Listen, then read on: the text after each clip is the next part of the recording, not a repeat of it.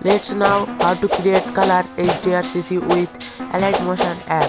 Starting today's video with a short intro.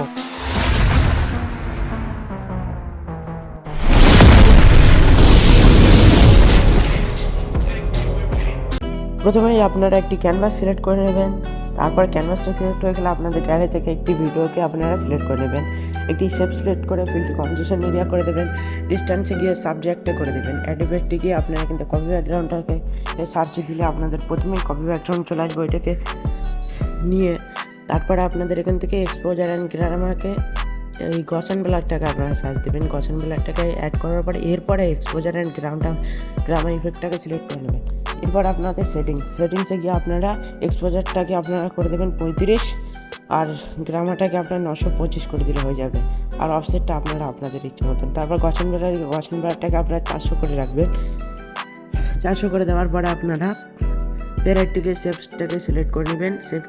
শেপের কালারটাকে আপনারা white করে নিয়ে আপনাদের ব্ল্যান্ডিংয়ে গিয়ে কন্ট্রাস্টে গিয়ে আপনারা ওভারলে করে দেবেন। এরপরে আপনারা ফের থেকে এবারে আপনাদের ব্লু ইফেক্ট দিতে হবে। একটা ব্লু ইফেক্ট দেওয়ার জন্য আপনারা শেপে গিয়ে ফিল্ড কম্পোজিশন এরিয়া করে কপি ব্যাকগ্রাউন্ড সিলেক্ট করে নেবেন। এরপর চ্যানেল র্যাম্প 8GB বলে এখান থেকে ব্লুটাকে ওয়াই আর এটাকে গ্রিন করে দেবেন। গ্রিন করে দেওয়ার পর আপনারা এর একটু অপাসিটিটাকে একটু কম করে দেবেন।